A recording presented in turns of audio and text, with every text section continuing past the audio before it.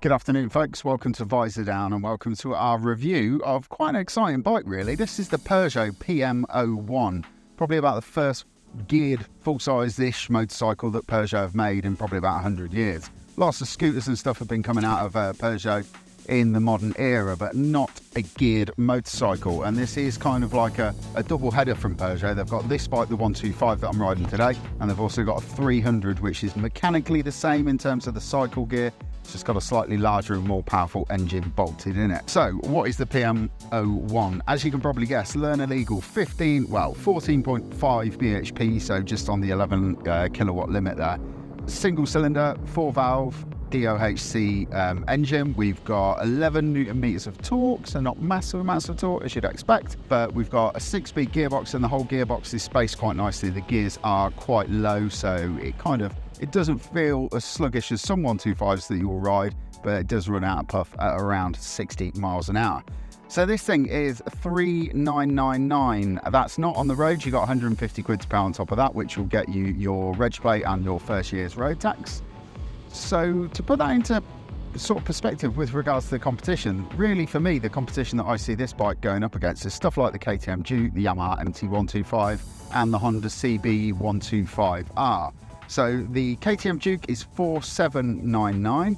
The Yamaha MT-125 is the priciest of the bunch at £5,102, and the Honda CB125R is 4,599 quid. So they're all kind of there and thereabouts in the ballpark. And one thing that I will say is that to look at this bike, you would not think that this was Peugeot's first attempt at building a geared 125cc bike, because if this didn't have a Peugeot badge on it and it had a Husqvarna or a KTM or a Yamaha badge on it, for instance, you wouldn't take a second look. It is really nicely finished, quite nicely appointed, but I'm going to get onto that in a little minute.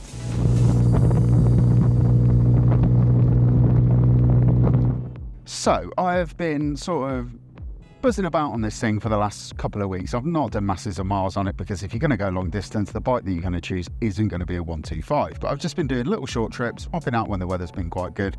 Clocked up about 150 miles on it so far, and it's been quite impressive. I've ridden a lot of 125cc bikes in my previous sort of years as a learner rider on 125s, and also for launches, reviews and road tests of 125cc bikes.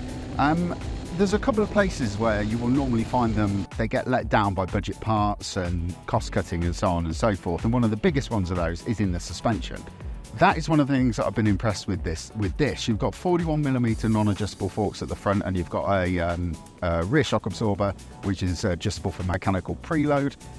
You know, this suspension system that it's got is perfectly set up, and you can sort of see why they're doing the 125 and the 300 on the same platform, because this suspension is sort of feels like it's set up for the 300, but it's really nicely plush but not overly hard for this particular model. It doesn't feel over damped in any way, shape or form. It rides bumps really, really well, and it's got great composure when you do take it out and get out on the open road to enjoy it. Like I said earlier, the engine, it does tend to run out of puff once you get above 7,000 RPM. I think the most that I've had out of this thing is around about 65 mph. The engine is fairly new though, it's not 100% running, so there might be a little bit more to come.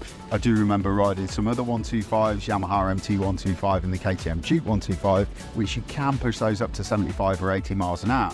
That being the case, if this, if you do a little bit of dual carriageway on your commute and this is a bike that you're thinking of getting, it's just something to bear in mind that you are going to be in that sort of danger zone where you're not going much faster than the trucks and the articulated lorries that are also sharing the road with you. Handling wise when you get it out of town, handling wise when you're in town is brilliant, because this thing is super light, 150 odd kg. It's got the turning circle of a pond skater, and it changes direction really nicely. You've got 295mm pedal discs at the front, which are mated to a 4-piston caliper. You've got 2-channel ABS. The brakes aren't super strong, they've got a nice progressive feel, but there is power there when you need it. You know, it's a city rider's dream, a bike like this, because it's light, it's nimble, it's manoeuvrable, and it's got quite low gearing at the bottom of the gears, meaning you can get away from the lights quicker than all the other traffic, which is very handy when you are riding around town. Another bonus to this one, a lot of manufacturers will scrimp on tyres. Peugeot haven't done that. They've gone for Metzler Sportec MS hoops on this one, so it's got decent spec tyres which should be good for all year round riding, and you should get decent amounts of longevity out of them. Another nice touch with this one, you've got a full screen colour TFT, which is fairly easy to read. It's not the brightest, most colourful TFT that I've ever seen in my life, but it's got everything there that you need. You've got Bluetooth connectivity included, and you've even got a USB socket handily mounted in the middle of the top yoke, there to charge your phone up while you're on the fly. All very good stuff, really.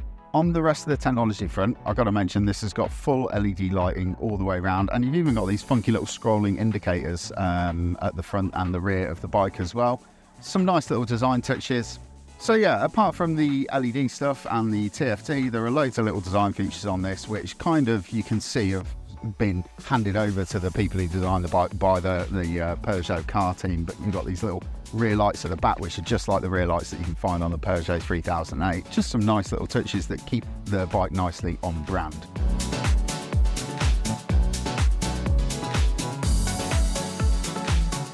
So there it is really, it's cheap, it's cheerful, it handles nicely, it's not too fast, it's unintimidating, it's easy to ride, and it's highly manoeuvrable. It also looks great, and that is the biggest thing that I can say, is that this bike, you wouldn't be surprised if it had a much more established, maybe even slightly more premium name on the tank. And for a first crack at a 125 geared bike, I think Peugeot have absolutely knocked this one out of the park. It is bloody good.